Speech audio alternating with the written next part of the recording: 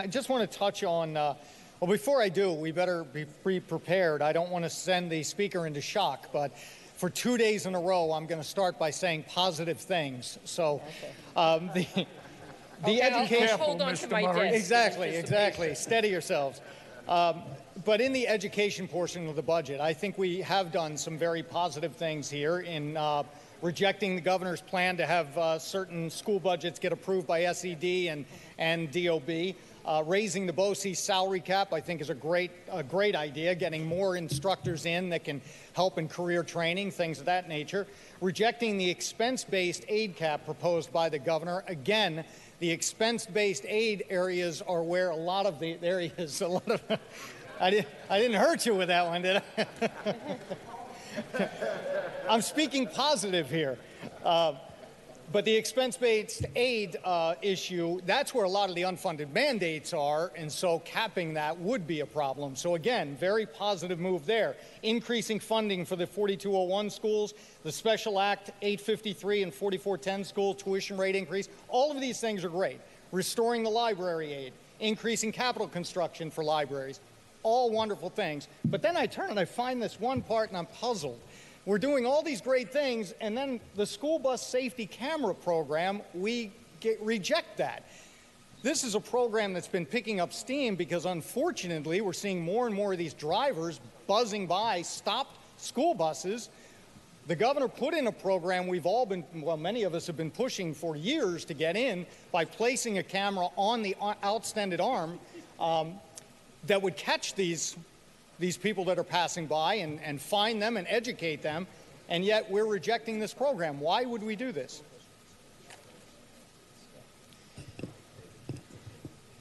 Well, there is a bill in transportation on this issue that we are studying, and one of the issues is that it would allow, one of our concerns is that it would allow the school district to be in charge of the revenues and the fines, and we don't have any empirical evidence to show that the cameras, which would therefore impose fines for violations, would have any effect in reducing the number of passed school buses. Well, we had made some suggestions in the past that maybe the first offense not be a fine and be a letter sent to the driver educating them on the laws. Many drivers don't realize that if you're coming from the opposite direction on a divided highway, you still have to stop. So I get that maybe there is some confusion. Of course, we have those that blatantly pass by, too, which should be hit with a fine. But maybe if we started with a letter of warning and then stepped into the fine-based, maybe that could resolve this. But the governor had it in there. I feel like we're taking a step back by pulling it out. You know, well, obviously we're focusing on all those great proposals you said on education. I come to understand that some of that many of the school buses already, in fact, have cameras mounted in different areas, and this proposal really relates just to the issuing of the fines. As you know, in New York City, we have and I think this bill does expand the number of speed cameras by school zones, and that seems to have had an effect on slowing down cars. So, you know, as I said, there's an issue, a bill in transportation. I think it's an issue we'll continue to discuss. But on the fine, having the locality control the fines, we not the locality, have the school district. Instead of locality, we have some concerns. Well, I hope we'll continue on that discussion forward. Moving to now from the education, and there was quite a bit of increase in funding for education. Now I'd like to discuss how we get that increase in funding. And my concern is, and now the speaker left, but I'm going to quote him now. This is a quote from 2016 from the speaker that says, "This measure would generate sufficient revenue for the state to ensure the availability of essential funding to support schools, aging infrastructure, and other public priorities." He was talking about the millionaire's tax. Then in 2017, another quote, "We will do so by asking everyone to pay their fair share through a more progressive tax structure." Again, the millionaire tax. Then this year, In order to meet these critical needs, we are asking the most fortunate among us to do a little more. But yet, on December 11th of 2017, in a Daily News report, the Speaker was quoted as saying it would be very difficult to ask those same people who lose the federal deductions after this federal tax reform program came through to then pay an additional state income tax where that addition is not federally deducted. So, you know, we're not going to. Yes, we are. And the one that was proposed a couple of years ago was actually small compared to the one on steroids we're proposing right now, the super millionaires tax. So what are we doing? We're chasing these people out of the state here if we're going to continue to hammer them. Well, you know, first of all, as you know, as part of our the proposal that is law that we continue to extend, that included a reduction for middle-class taxpayers. So that was balanced with an increase on for those earning above $1 million. In this proposal, and it's not inconsistent at all with the Speaker's comments that you cited, we don't touch anybody who is in the 1 to 499, okay, just under $5 million, but we keep in place what we put in place previously, but we start to have an increase on people who are over in the range of the 5 to 10 million, the over 10 million, and the over 100 million, and we don't think that at all contradicts the position that the Speaker and the majority have taken of not looking at just those people that are just over the million that are maybe dealing with issues of responding to the federal tax program.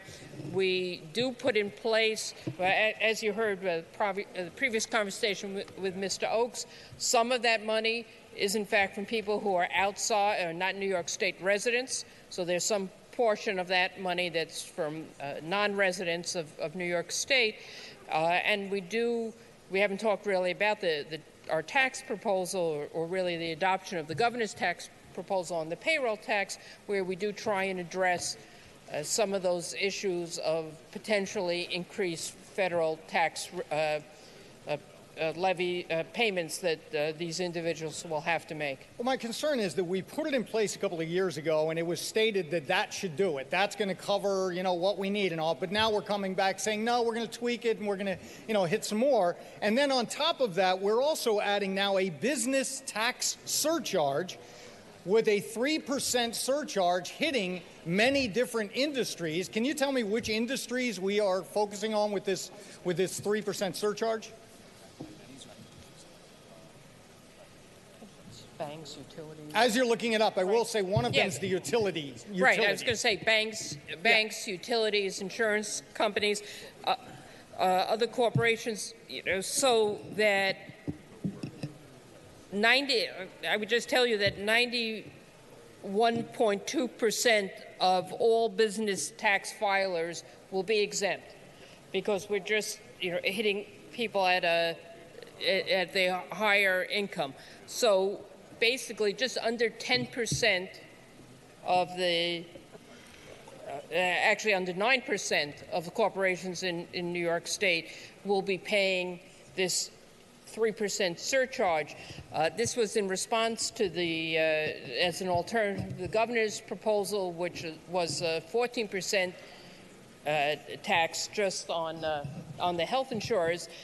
And these are corporations that are we believe receiving large benefits, will be receiving large benefits from the Federal Tax Act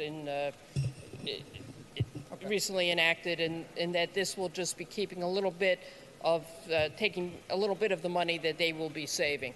Thank you, Ms. Weinstein. Mr. Speaker, on the bill? On the bill, Mr. Murray. Okay, so just to clarify, so we're proposing a larger millionaire tax that's going to expand the higher earners and how we hit them. Now we're also throwing in the business tax surcharge, which, granted, according to the statistics, are saying it's just under 10% of the businesses will be hit. But understand something. Basically what we're doing is, and I'm going to go back to the education and what we are putting into education, both basic and higher education. We're proposing a $1.5 billion increase in education funding. We have the Excelsior Scholarship Program, proposing the DREAM Fund and DREAM Act, the Martin Luther King Scholarship Fund. Why are we doing all of this? We're doing this because we want to give our kids a chance at success. I think we'd all agree, right? That's why we're doing this. We're spending all this money, we're pushing, we're trying to get them educated to give them a chance at success. But yet, if they actually have the audacity to succeed, we hit them with these success penalties. Let's hit them with a millionaire tax. Let's hit them with a business surcharge tax. By the way, the business surcharge tax, and the reason we're not hitting all of the businesses, because many small businesses like myself, actually they own the business, so any profit is considered personal income tax. So any really successful small business owner who won't get hit with the business tax surcharge will most certainly get hit with the millionaire tax if they succeed. So again, we're spending all this money, all this effort, rightfully so, trying to prepare our kids for a great future so that we can punish them if they actually do succeed. What we're actually doing here is we're spending all this money and we are giving a great education to our children so we can send one of the most highly educated workforces to North Carolina and Texas and Arizona and Florida, but certainly not here, because we are losing population at record levels. And by the way, it's not just the people. See, these people, many of which are business owners, these are entrepreneurs, these are job creators. When they leave, they will take those jobs and these kids' futures with them. We have to be very, very careful when we continue to punish. When we push for success, then turn around and punish it and chase people away. That's why I'll be voting against this bill. Thank you, Mr. Speaker.